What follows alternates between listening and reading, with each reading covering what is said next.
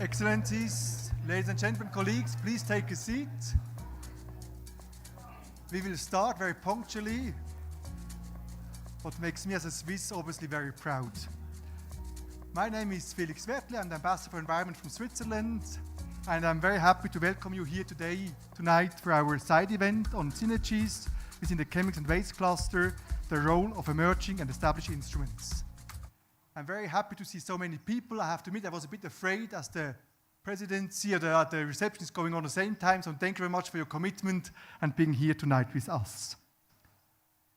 Those who followed the negotiation last week once again could witness that synergies is a term that can trigger extensive discussions.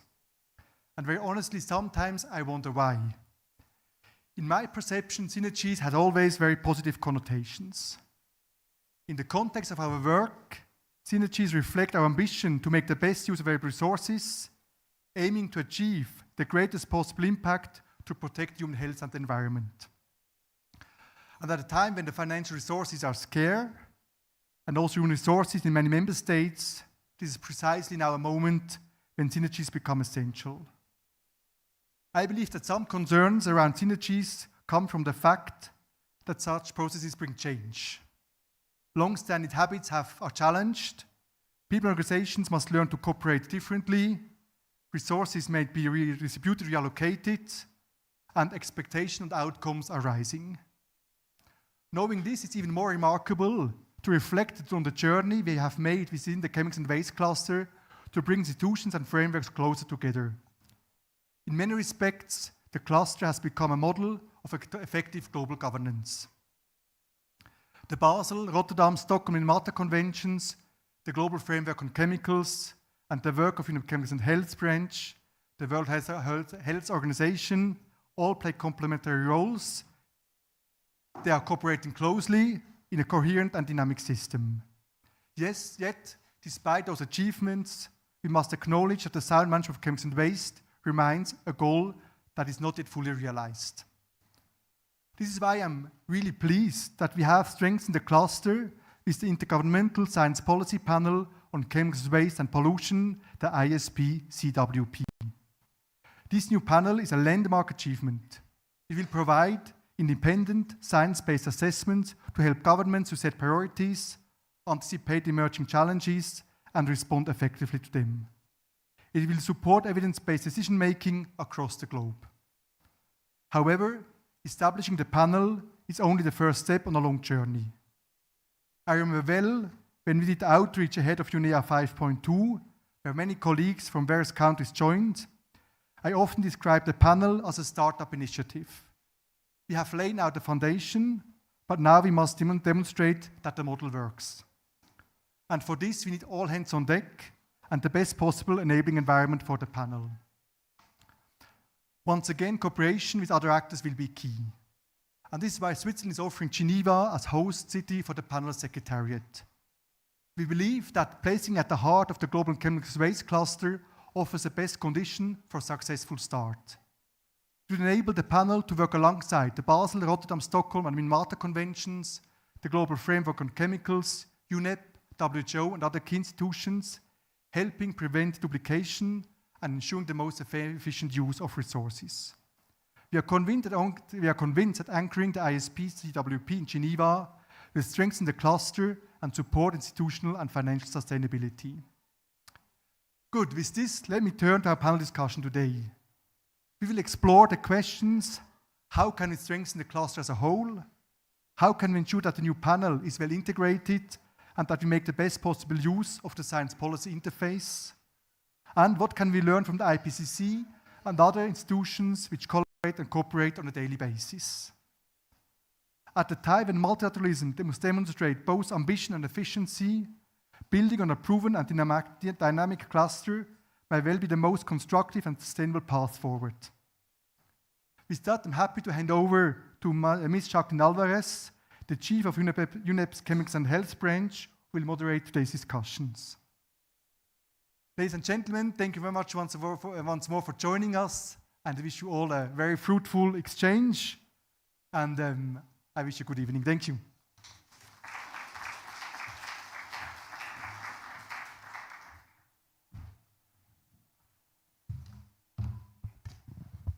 I'm shorter, I have to move the mic. So good evening to all of you. It's a pleasure to be with you today. And you know this agenda goes with the heart of many of us, and we have been working on it for several years. We have heard the words duplication, we have heard the words not here, but the fragmentation of the agenda. So this event is really critical to look at how we coordinate, cooperate, and work together. This is not only a need, but it's a must-have for all of us.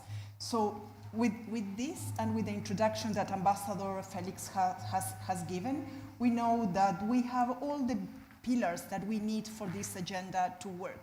And what is most important, we have you, the will of all of us to really move it forward. So the last maybe addition to the agenda is the ISP CWP, and we have been working on maybe having a good name like the Pop Rock or CRC, where you just get it more close to our hearts. We still are not there, but this is an essential addition because of the science to policy. We have been hearing a lot about many things over the years, but in reality, we still need to make that interface a little stronger. So we will have a panel discussion, and I will be inviting the panelists to please come to the podium. So I will start with Mr. Roger Barrow. Please, if you come to the floor.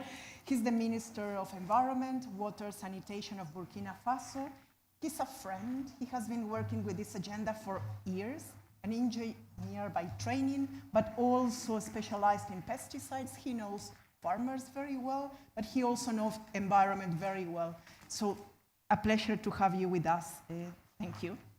I'll invite also Valentina Sierra from Uruguay, another friend from my country, to say it in a different manner. She has been serving Uruguay for the last 10 years in the Ministry of Foreign Affairs, and I assume many of you already know her because of her active role in the negotiations and in this agenda in particular. And of course, she has represented the GRULAC region many, many, many times. So thank you also for you to be here. Monica, there she is, our Executive Secretary of the Minamata Convention as well. I don't know if I dare to say the years that all of you have of experience, but it's very powerful that we have you with us. You have worked not only in different fields, but also at the international level, and you all know her from the Minamata Convention. Rolf, also a friend. He was my boss years ago. So welcome to be sitting here, former Minister of Environment and Energy of the Seychelles. He has been in the BRS conventions, Basel, Rotterdam, and Stockholm conventions, since October 2014, so 11 years, more than a decade as well. A scientist himself, a policy maker in the area of chemicals and waste, very strong. Yes, that's my problem, I moved too much, thank you. Yes, and last but not least, where are you? There you are, Ermira. Please, if you can also come join us here. Deputy Executive Secretary of the IPCC, and I assume all of you know IPCC very well as well, and also many, many years, decades of experience in this field, and now she's supporting the delivery of the 7th assessment report. She has led partnerships with Green Climate Fund, coordinated Green Climate Change Sub-Program, led adaptation programming, funding with countries, so blah, blah. It's amazing, the panel that we have here with us today. So as you know, the agenda will go first with some guiding questions to our panelists. And I would like to start maybe at the country level and the experience at the national level. And the questions for both of you, Minister Barrow and Valentina, is if you could briefly share your perspectives on the current state of cooperation within the chemicals and waste cluster, and where do you see the greatest success, but also where things can be built upon, and of course, usually the challenges that we have. So, Mr. Barrow, please. Good afternoon, everybody. It's a pleasure to be here among a lot of experts. So I will take this opportunity to thank Government of Switzerland and my friend Felix for everything he's doing to engage everybody on chemical and now on climate topic. And I'm here also with my colleague.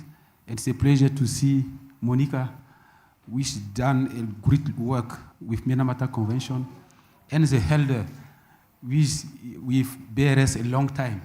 So in Burkina Faso, we have part of a lot of convention. So convention linked with chemical as Minamata Convention, Balo, Rotterdam, and Stockholm, we are part. And about your question, if you look at correctly about the implementation of the four convention in our country, this convention are implemented by the same unit, what we call General Direction of Environment Protection. So that is an opportunity for us. And if you go deep, it is in the same department, in the unit. So that is, so to make collaboration, connection, that is natural. And to have more possibility for linking, we have also the problem of waste. Waste is in the same unit. So BRS, Minamata, and now plastic in Burkina Faso, it is in the same unit. So the experts talk together each day, and they are in the same field to work. So that is, so for that we think that the perspective to have the Intergovernmental Science Policy Panel on Chemical Waste and Pollution is welcome, because it's now we need to talk about it. Even if in some country we can have this question divided to two ministries. Sometimes we have ministry in charge of mine. We want to be involved also in chemical management. But in our country, we say that mining cannot manage directly. Mining ministry deliver authorization for exploration, but not to use the chemical. So to use the chemical, the ministry in charge of environment in our country, it is in the same unit. And with this new CP, government may also find it appropriate, considering the panel funding, to take additional measures for certain chemical process. The more obligation and recommendation are coherent and well coordinated within the global chemical and waste cluster, the easier it is become for countries to implement them as a whole. We don't divide. We need to go at the whole to consider it is the same topic. Country can build a sustainable and environmentally sound management system for chemical and waste. In our countries, this synergy is already integrated, and it integrates also in climate, biodiversity, and desertification, because we have created what we call unique system of international convention coordination. The head manager is here, is our focal point of Jeff.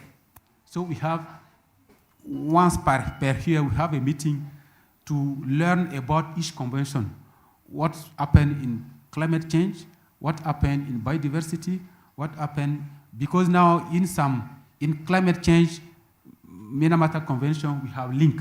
We can have some possibility to have synergy.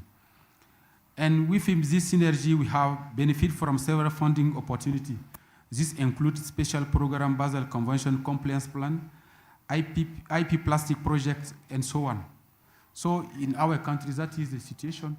And we work to reinforce, because they don't And if you take a focal point, for example, for Basel is not alone. Around the focal point, which is a person, we have a team. And with the team, each member of team has a task. We need to look at about compliance. We need to look at about waste movement and so on. So that is what I can say for this first question. Thank you.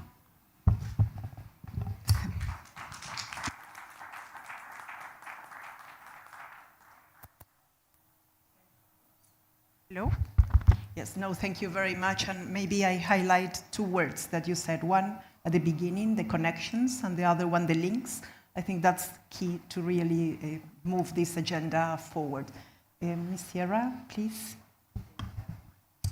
Thank you very much, first of all, Switzerland, for the invitation to join this panel. It is a pleasure to be here with you, Excellencies, sharing this panel and this opportunity also to share some information and to have some exchanges with all of you. Well, first of all, let me say that I'm proud to say that from Uruguay, we promote the development of international law on environment for more than 30 years. And we actually, what we do is to encompass that commitment at the international level with implementation at the national level. We have, we are parties of all environmental agreements, also from the new frameworks, and we are also very proud to say that we were hosts of the first Basel Convention COP, for instance, Stockholm Convention COP as well. Recently, this year, we have a very big achievement establishing the Intergovernmental Science Policy Panel on Chemical Waste and Pollution, and we have very high expectations on this new panel that is established and is to be operationalized very soon. But keeping my intervention brief and trying to respond to your question, Jacqueline, we consider that, well, we have been in a long way implementing the different MEAs and the different frameworks that we are part of and we are members of, but also we face some challenges. Our capacities, as the capacities of all developing countries, are limited, and we see with the synergies and with the coordination within the chemical and waste cluster a lot of opportunities. We have a great example here of the BRS conventions, the synergies that are done and are still ongoing by the Secretariat, the Joint Secretariat. And actually, there is a clear example on how that can make our life easier back home, on implementation, on reporting, and how it can be even more enhanced. It can be improved even more. We still face some challenges. We need to be more efficient with the use of our resources, especially also with human resources, which are very limited. But I think with the coordinations and enhancing the coordinations within all the MEAs and also all the global framework on chemicals, for instance, and the new panel that was established, we have a big opportunity here. Also, we see some gaps that we are trying to address. Well, as you know, with the negotiation of the plastic treaty, we are trying to address here one of the main environmental crises of plastic pollution. And also we have a lot of hazardous chemicals that we need to address, which are not addressed under BRS or under Minamata conventions. So that is why a legally binding treaty on plastic pollution is urgent and is needed. And with this, I will leave the floor to other colleagues, but I have many things to share in other questions. Thank you. Thank you very much. I guess that the issue of bigger opportunities if we work jointly and together is a big important message to all, so thank you for saying that. So I'll now move a little to our executive secretaries here, and both of you have been working with these multilateral environmental agreements for years, in your case with 3, in your case with 1, very big one and very important because of the mercury. And what I can say is that even though they are legally autonomous and you have your mandates, you have managed to work together in many different programmatic issues besides technical, besides administrative things. And the instrument as such at the national level needs to work like that and follow the example that you are giving us. So what are, in your views, the key reasons for that to happen? Ladies first this time. Thank you so much, and good day, everyone, and thank you so much for having me for this panel, and to Switzerland for your steadfast support to the convention and to our recently concluded COP6, which I think delivered. I will maybe give you some examples of what has worked very well in terms of collaboration among our 4 conventions, but it's, of course, this collaboration also extends to our big partners, which are WHO, ILO, World Trade Organization, UN Office or Commissioner for Human Rights, where we collaborate on a regular basis. And I would say that our collaboration is mature. We have a mechanism and means and tools in place to coordinate, but also to follow programmatically what we do. That's important because that's where the strength comes from.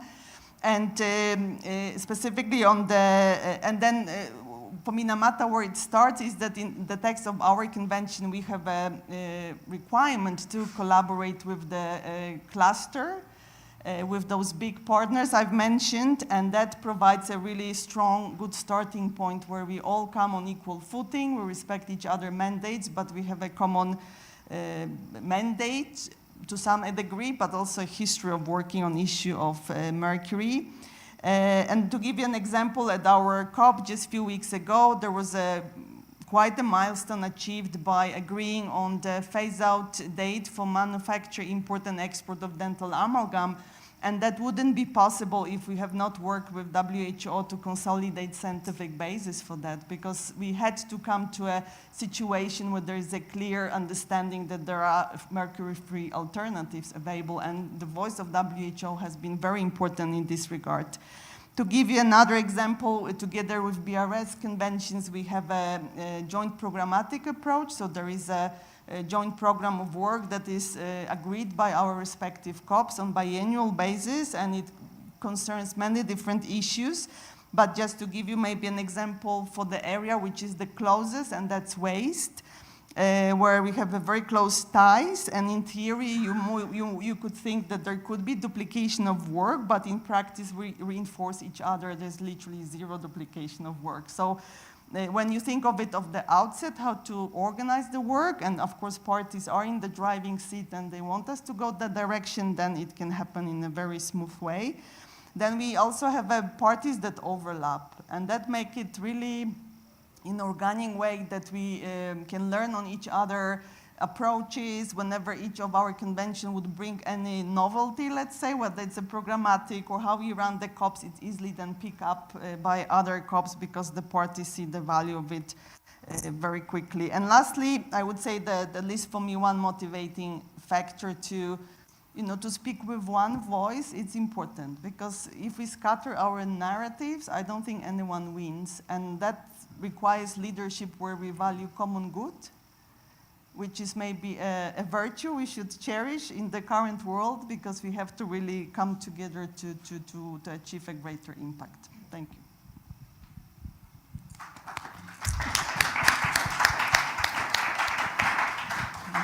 So thank you very much. Mutually reinforce each other. That's very powerful, as well as speak with one voice. That's essential for all of us as well. Rolf, please.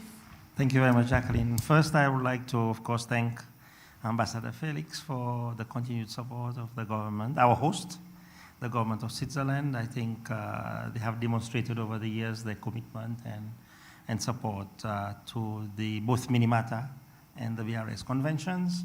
I won't repeat what you said, Monica, because we resonate in the same way, but I want to focus on another angle, and that is when we put the 3 conventions together, even the 4 conventions together, we see a life cycle approach. And this is very important, because in discussing today's issues, and that comes up in the plastics negotiations, for example, we cannot just solve the problems end of pipe. So Basel cannot solve all the problems that you throw at it, because we need to go further up. And further up means working with industry, means working with innovators, means working with academia, means working with different entities right at the top.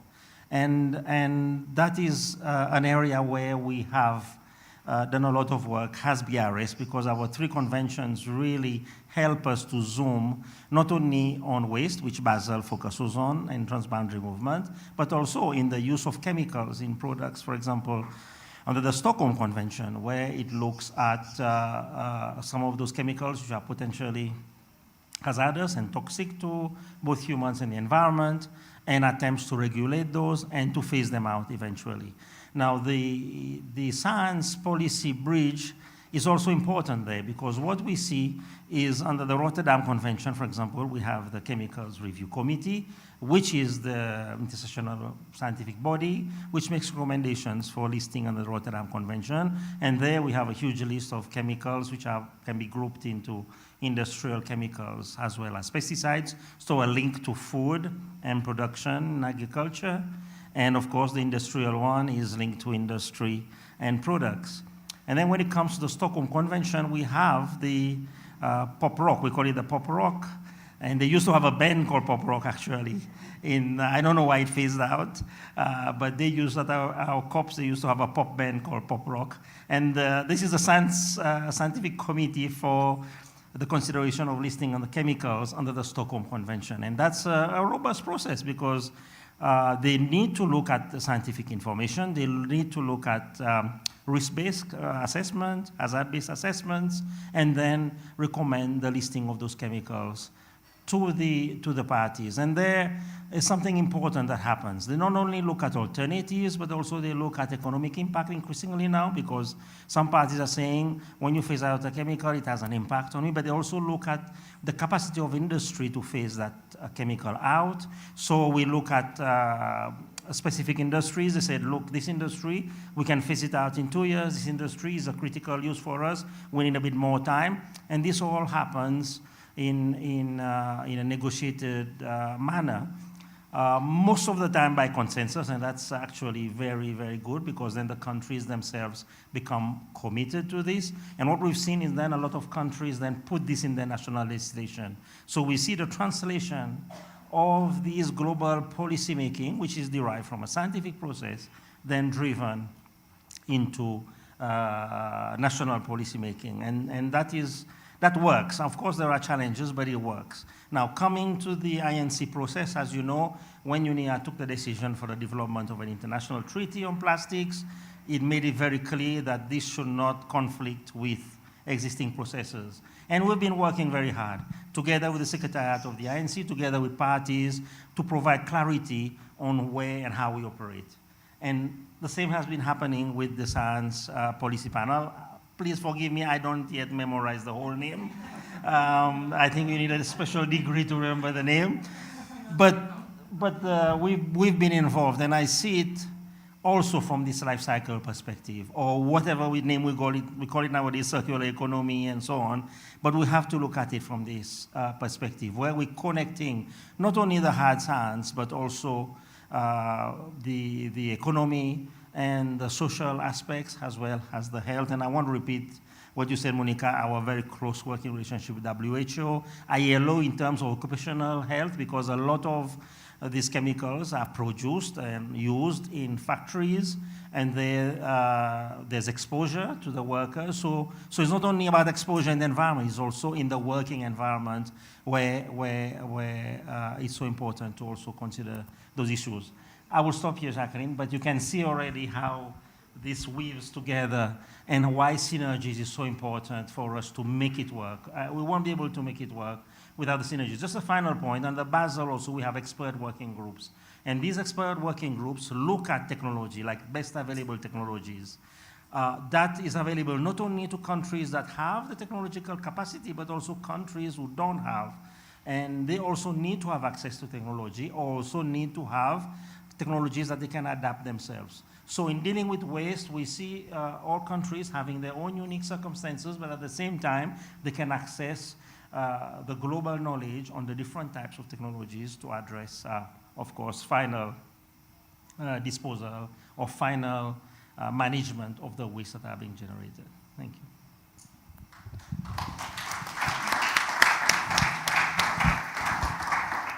Yes, thank you very much. Very, very pragmatic approach, what you were saying, Wolf. And it reminded me of when I was still young. And I was saying, because Basel Convention was the first convention I learned. And I was explaining to somebody, well, but we have to take care of the waste of PCBs. What are PCBs? And just starting to explain.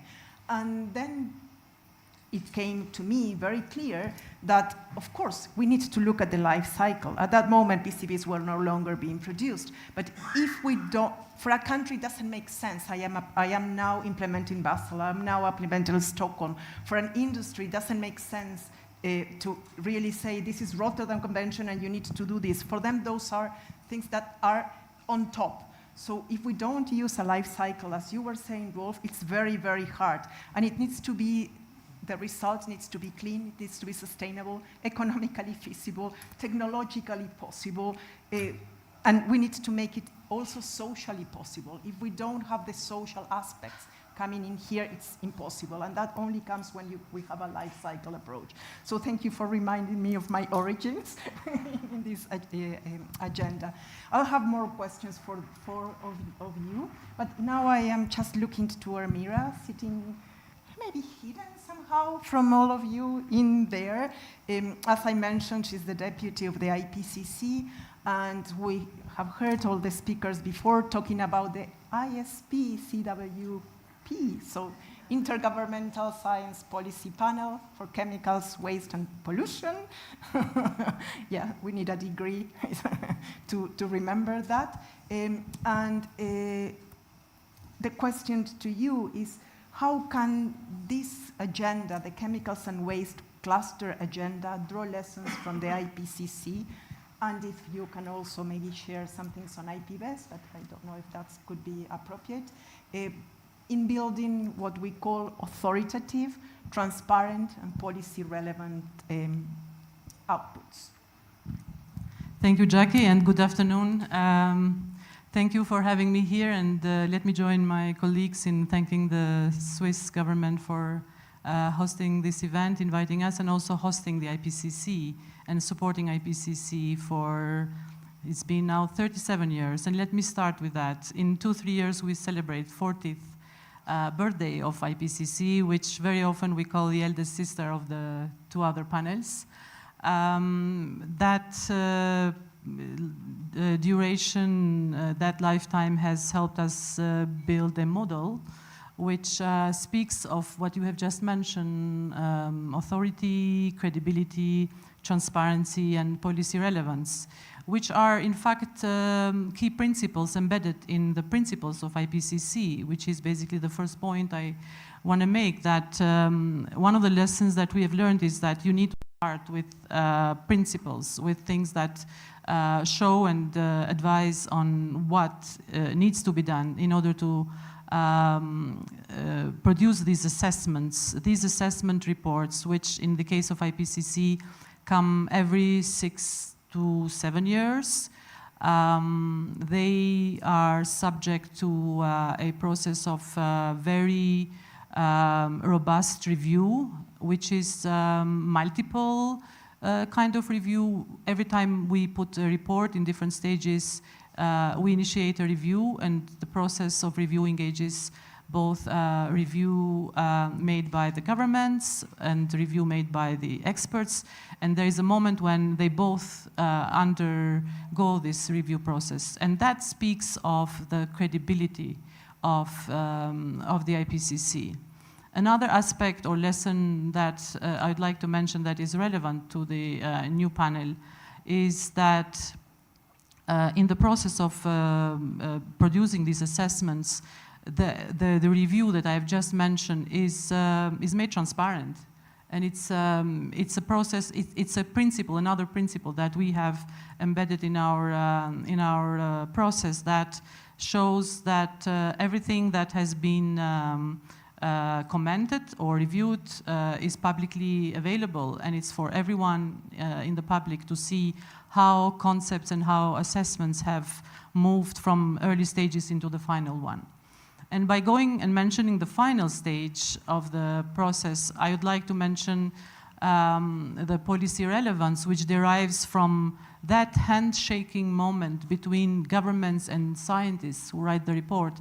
There is a moment when, after the reports are developed, after the government undergoes in its final review a summary for policymakers, a document, a very concise document, is subject to approval line by line by the governments. This is when we, IPCC, forges consensus between scientists or experts who write the report and the governments, and that speaks of the policy relevance, one of the aspects that you mentioned. But there are other lessons. I mean, I can talk on and on, but two other things that maybe you didn't mention but are very important for a new panel that is in the making is being inclusive. That's another principle that is mentioned in our principles.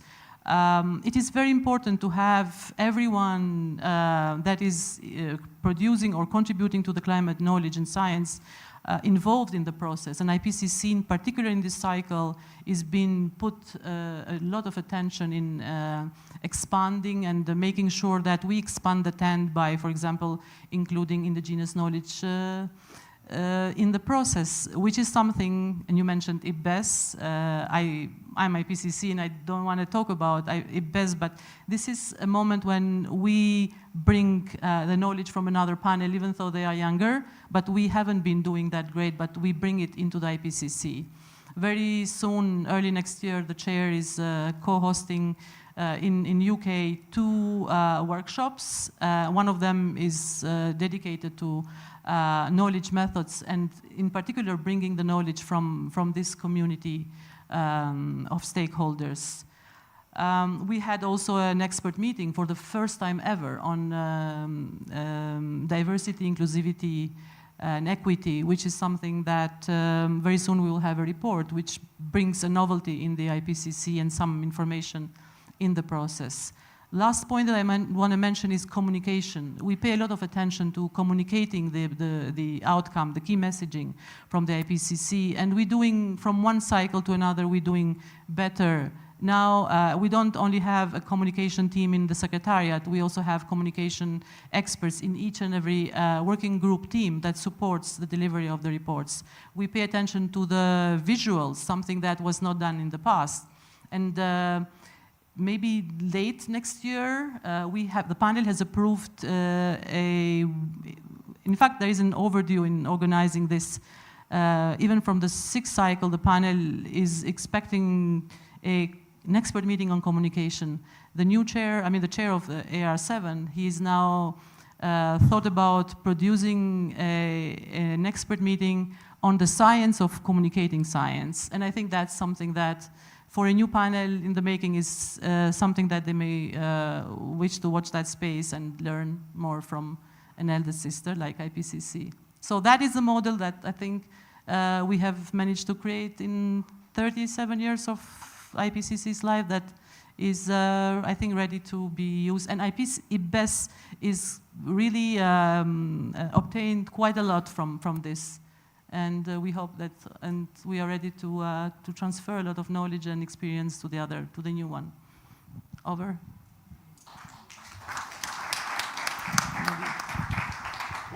Well, many things. I don't know which one to highlight, Amira. But I think I will get with an image, the handshaking moment, because that implies consensus, and that implies agreement, and that implies we are really willing to work together. But of course, intergenerational, inclusive, so many, many things. Thank you very, very much for that. So now I enter in a debate in myself. Do I keep on with this fantastic panel? Or I'll move to you. And I think I will move a little to you first, and then I will ask the panel to give final thoughts and reflections on what I hear. So for all of you, there are many, many questions that it comes into mind. But one is that we as international community, and I say we because all of us have a role to play, really needs to build on existing, I'm sorry. Okay. On existing governance systems, and we have heard plastics, we have heard ISP, CWP as well as part of the discussions. So what type of cooperation or governance structures do you think can really give a long-term coherence in this cluster, which is cross-cutting to all of the SDGs, is cross-cutting to all of the activities that we do. So I'd like to open the floor for those reflections. And I also saw at the back, Sir Bob Watson. So in one moment, it would be very good if you can share, because you were part of more than one, all of the 3 panels construction. So it would be very nice to hear your thoughts.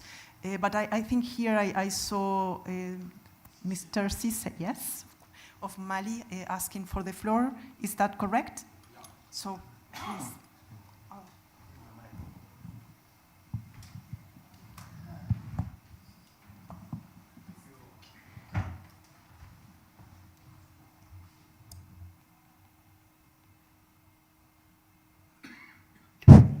Thank you very much, Madam Zakelid.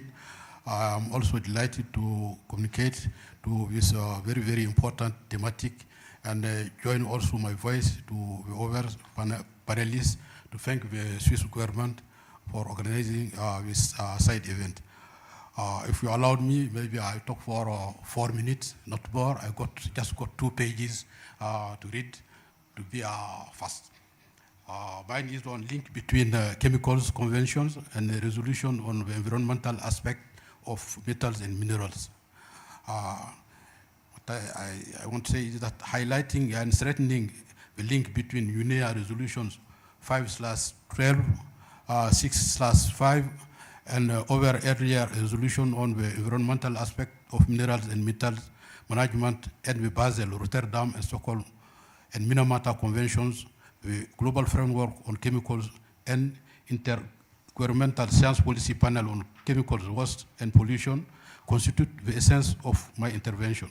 Furthermore, I would like to draw attention to the crucial importance of these resolutions and the follow-up to be given to them at UNEP 7 through the relevant draft resolution that is under negotiation. This is of paramount importance for mining countries in general and for developing countries in particular, including my country, Mali. Regarding the first aspect, which relates to Chemicals Convention and other multilateral environmental agreement, it is a well-established fact that most mining waste is inherently hazardous. For example, ore treated with cyanide in large-scale industrial gold mining and with mercury in artisanal gold mining. Mining waste also contain quantities of acids and other industrial chemicals, as well as oil used in the machinery of ore processing plant.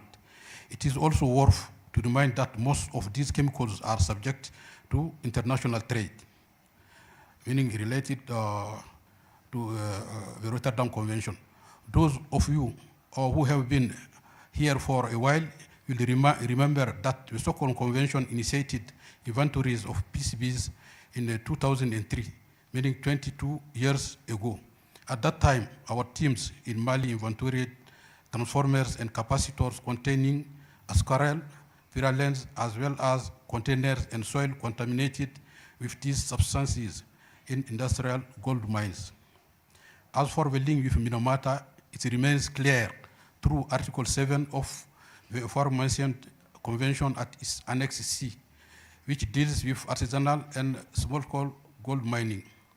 The link between many of these agreements and the exploitation and use of so-called strategic minerals and metals within the framework of the energy transition will also become stronger and more visible. This opens up, if not already a research paradigm, at least an innovative line of thinking. Furthermore, all these metals and minerals, including lithium, cobalt, and rare earth elements, which are so beneficial to humanity, also cause environmental disaster during their extraction and the remaining of their life cycle. So it's urgent region to address these disasters through comprehensive, generally accepted and shared measures.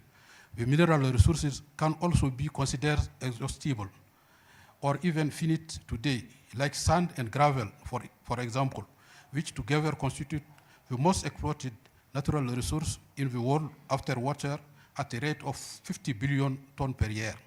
Effort to harmonize legislation, create digital hubs for experience sharing, technology transfer, and other kind of capacity building, training, financing, and technology transfer must be developed first at the UNEP level and subsequently through the development of voluntary and/or binding options at the global level to support the sustainability of these resources. In conclusion, I believe that synergies must be identified and developed between the objectives, scopes, and stakeholders involved in implementing these various resolutions and other initiatives concerning environmental aspects of metals and minerals for the benefit and protection of global environment within a beneficial multilateral framework. Also, as national focal point appointed by the government of Mali, I am hopeful that member states find an agreement on the new resolution that pave the way forward for a shared program of work. I thank you for your time. Thank you very much. I see here another intervention. If you can please introduce yourself. Sure. Thank you. Good evening. My name is Dr. Jamal Ajin. I'm with Break Free from Plastic, and I wanted to first start by thanking you all for your presentations and your mention of the INC on plastic pollution. I've been involved in these negotiations for quite some time as an observer, and from my perspective, Secretary Payet mentioned something very important, that within the Stockholm Convention, there are expert working groups that have been making recommendations to member states that will then lists out chemicals within the framework of that convention. Well, what's been happening in the INCs on plastic pollution is several countries have been saying, well, when it comes to the chemicals that are in plastics, the work of the expert working group should actually fall to the ISPCWP, or what was previously known as the Science Policy Panel. So they've been sort of arguing that there's no need to really consider the chemicals and plastics within the framework of the INC, precisely because they are expecting the ISPCWP to do that work. So I guess my question is, I know that it's important to avoid overlap, but how do we also ensure that something like the chemicals and plastics are uniquely covered under a single mandate, and that they are in fact listed out in the plastics treaty negotiations, and we're not just sort of bouncing the chemicals and plastics to different parts of the cluster in terms of responsibility? Thank you very much. I see a hand, two hands at the back. So can somebody help pass the mic?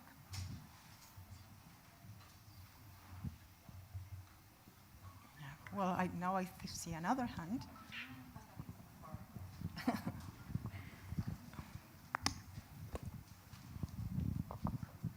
Thank you very much for this opportunity. My name is Esmond Kwanzaa. I work with Pure Earth. Pure Earth is an environmental health organization focused on addressing lead and mercury pollution in low and middle income countries. Pure Earth is also a member of a partnership for lead-free future, a platform that has been established to provide support for member countries who are working to address lead poisoning.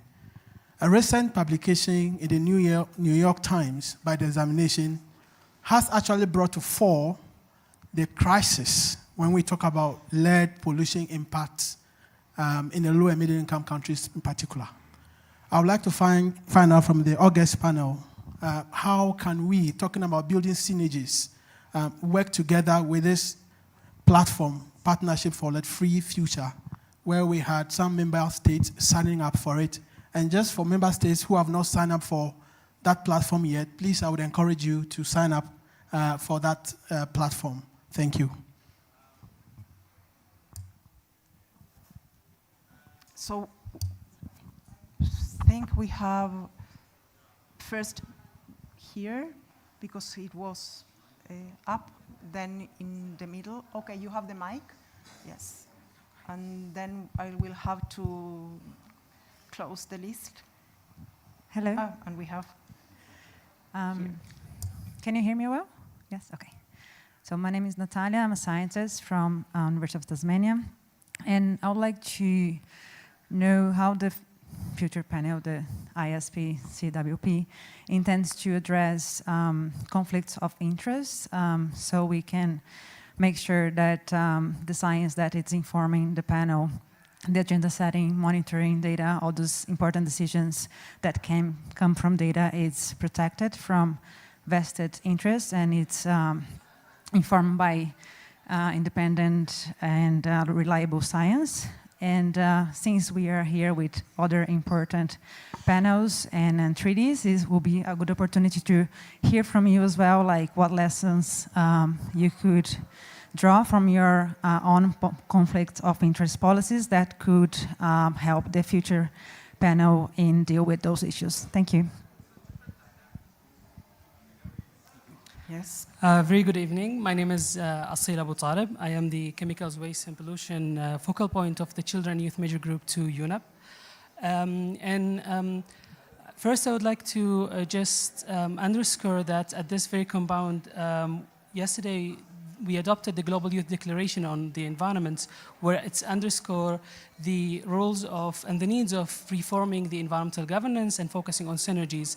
With that said, what we would like to add to this discussion is the fact that when it comes to the synergies, the civil society participations within the MEAs and the different processes under these clusters would also requires synergizing in terms of the mechanisms of the stakeholders. So speaking on from the lens of youth-led or youth-serving organization that is per se accredited to UNEA or to UNEP or to one MEA, that still requires a lot of barriers to engage with the other processes in this cluster.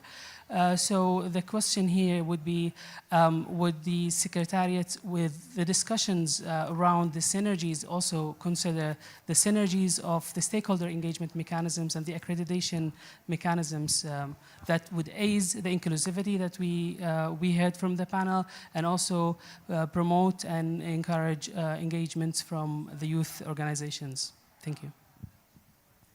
Thank you. So I'll have to close the list because we will have to finish in a few moments. As you know, there are also discussions happening after. So I don't know if any of you want to answer any of the questions. Oh, and here, yes, I'm sorry. I forgot you, sir. Thank you very much. My name is Ali Hassan from Somalia. Working for as a technical advisor, Ministry of Environment and Climate Change. We deal with and working at the side of chemical and waste. So I have around 3 questions here. How can we intergeneration knowledge be effectively strengthened to address chemical waste challenges, ensuring that our experience of older experts and innovation of younger generation contribute to save more sustainable chemical and waste management system? Also, I have how can Synergies different chemical waste management framework be enhanced to improve coordinated action, regulation efficiency, and environmental protection? As we know, chemical and waste governance is very important of tackling the chemical impacts in all of our countries. And Somalia is more sovereign at the chemical and waste, more than all other countries, as it is meeting along its ocean coast, dumping chemicals and waste coming from overseas and also other resources which still remains unknown. So our most question and the need is, as we know, the chemicals and waste has become more as from the agriculture, industries, hospital, markets, and the waste dumping from overseas.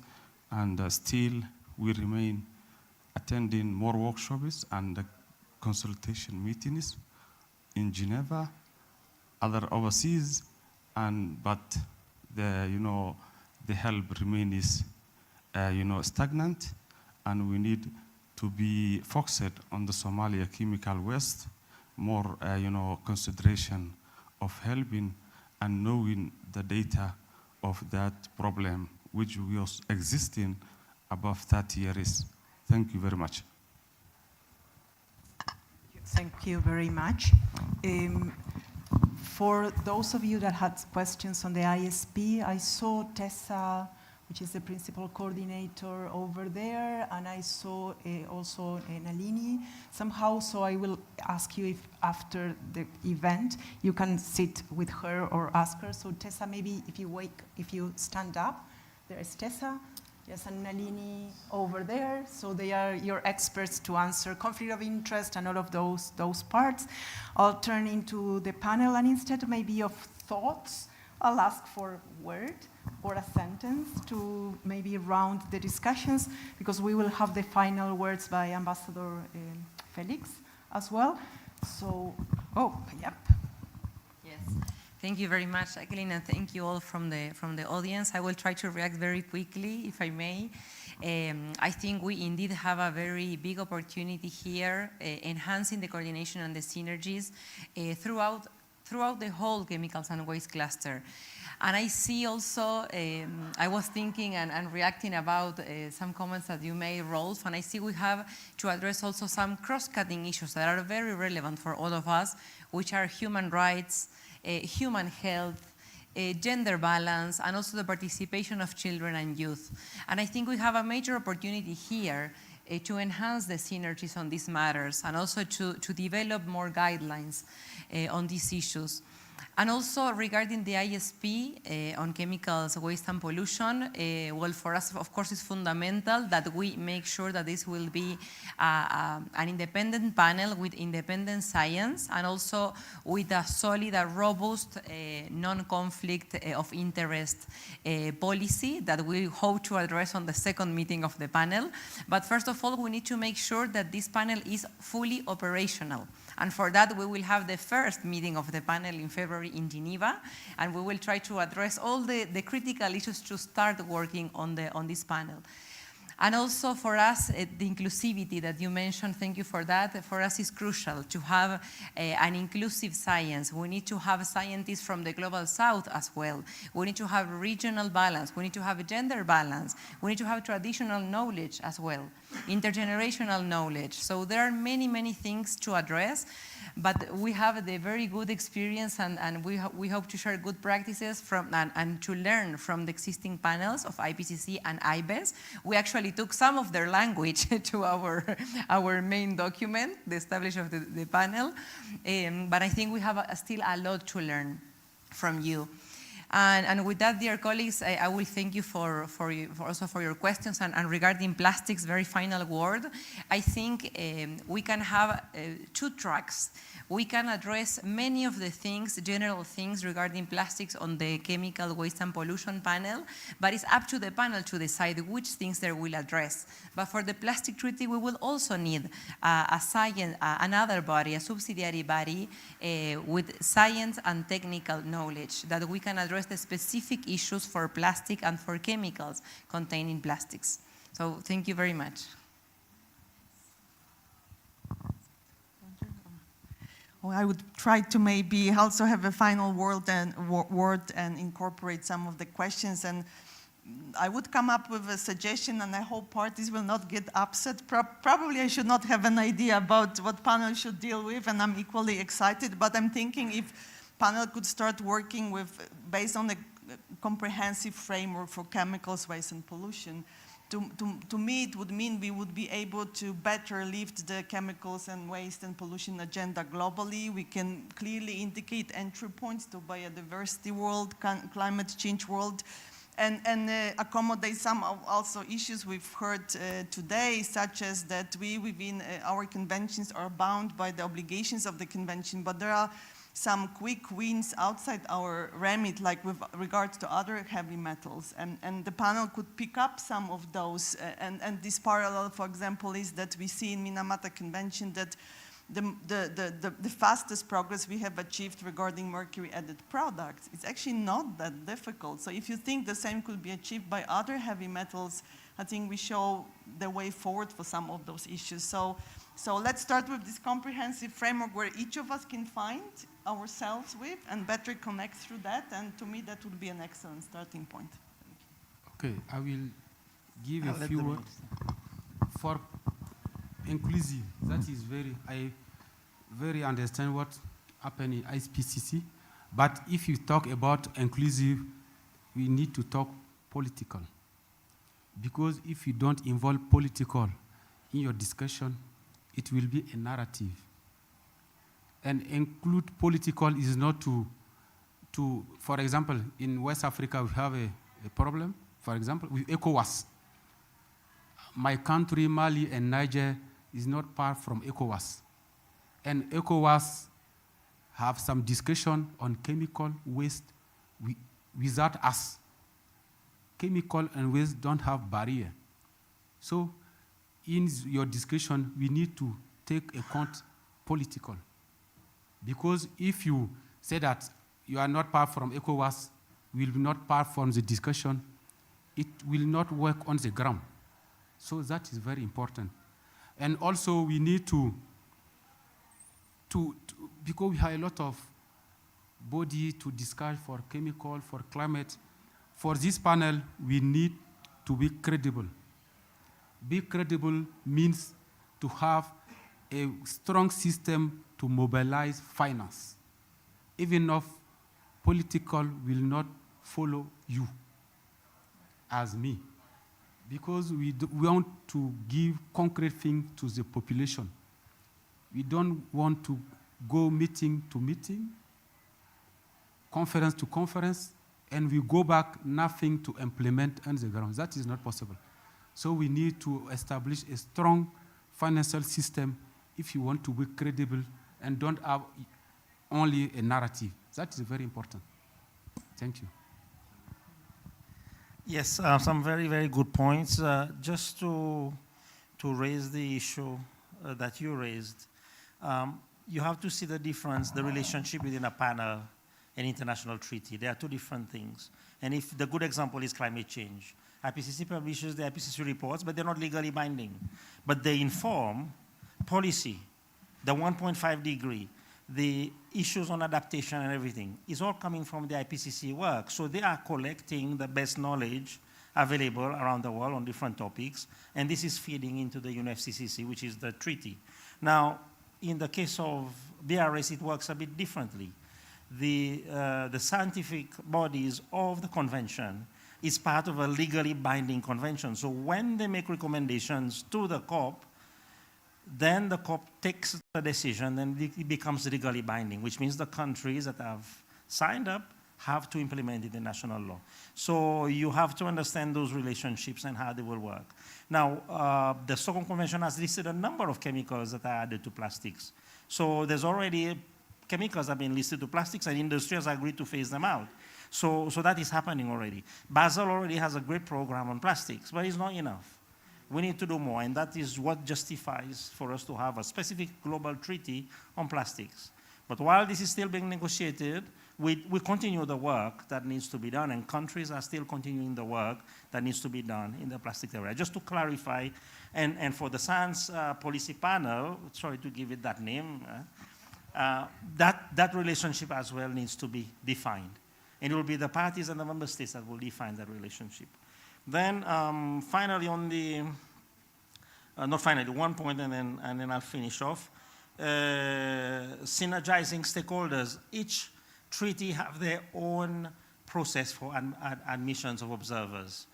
And to be frank with you, if you want to become observer to the BRS, you have to start with Basel, then do Rotterdam and do Stockholm.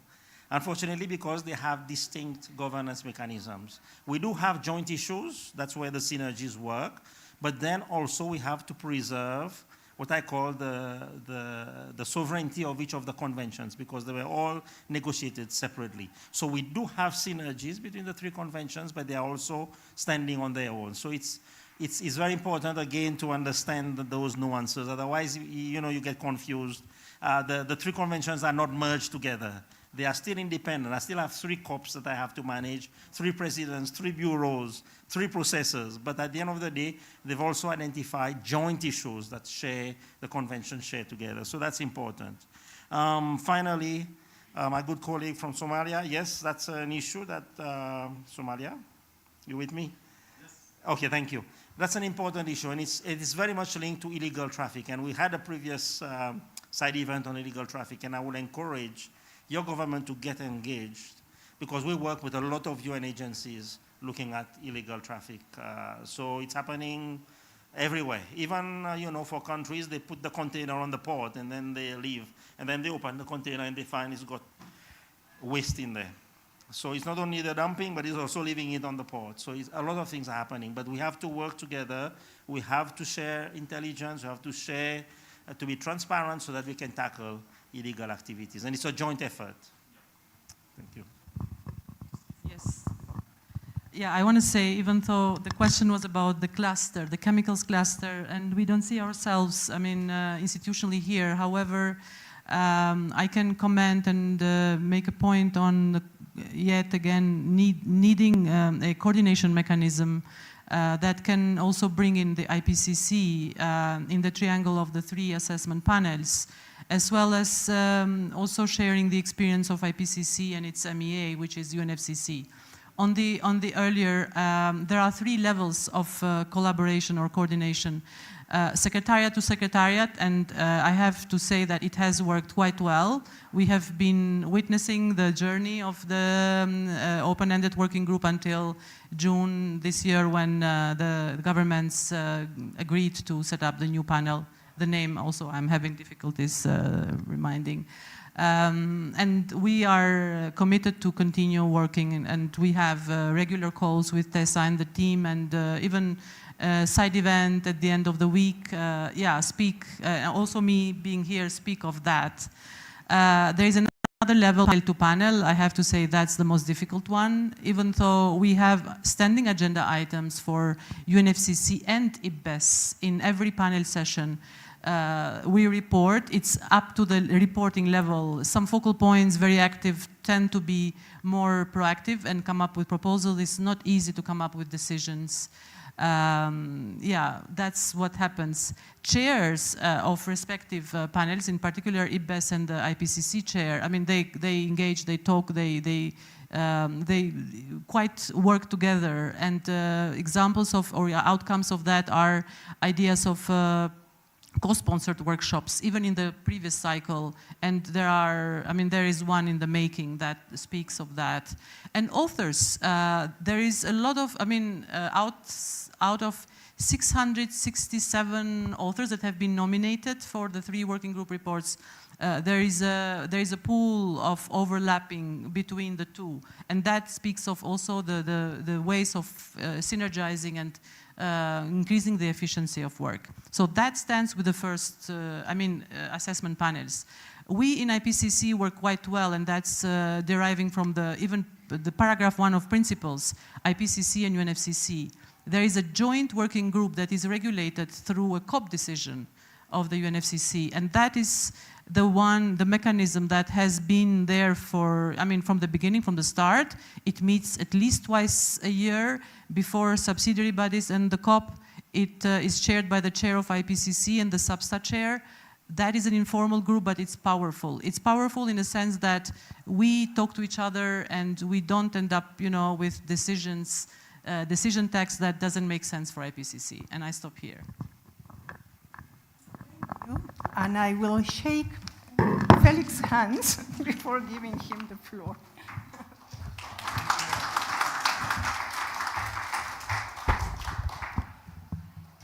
Thank you much, Jacqueline, for moderating this panel. Thank you to all the panelists. It was really inspiring.